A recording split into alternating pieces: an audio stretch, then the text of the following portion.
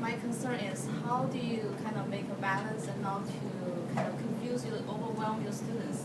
You have this side, you have, I created the weekly side, so you have Twitter, you have everything.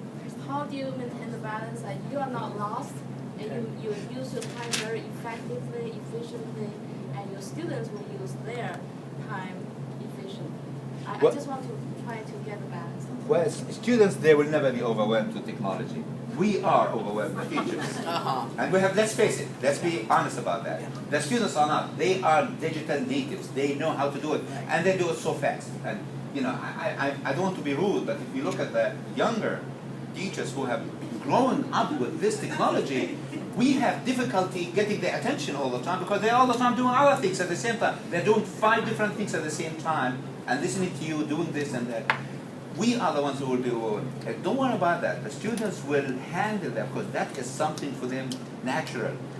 But you have to think about the linguistic, the language task. Why do I have a Facebook page? What is the aim of that? Is it just for the fun of it? No.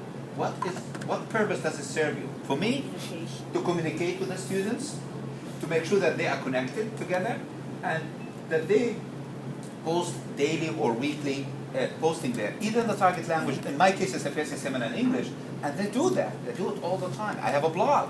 They use a blog, and I have an assignment. They have on a weekly basis to write a reflection, a blog reflection, and I give them instructions how to do, what to do. You have to give them guides. You cannot tell them, oh, go and do something on your blog. No. That's a no, go. You have to give them concrete tasks. The performance yesterday, the raft we did, the task has to be concrete. You have to use a verb, what to do, describe, write, reflect. You have to use verbs to do that. This is the only way to, well, this is the reason why we're doing technology.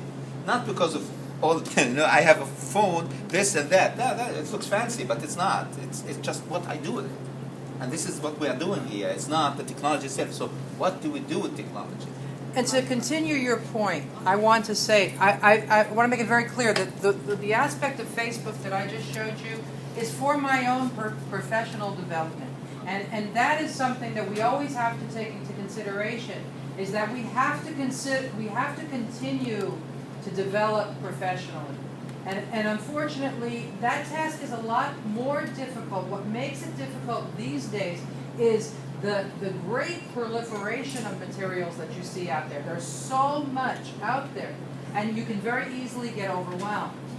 And so what you want to say is, you're not really asking your students to use Facebook to learn, but you may find a lot of good teaching techniques at some of these places.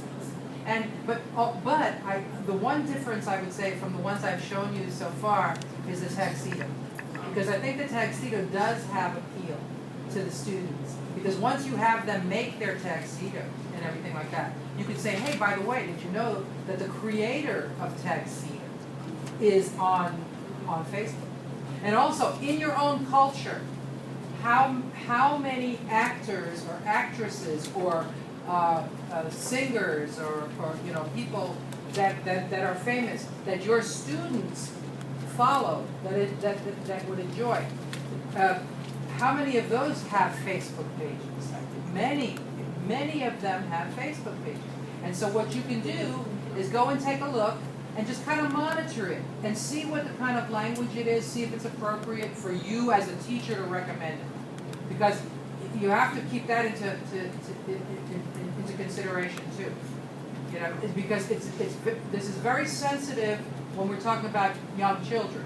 You don't want to expose young children to things on the internet that their parents are going to later call you up and say, what are you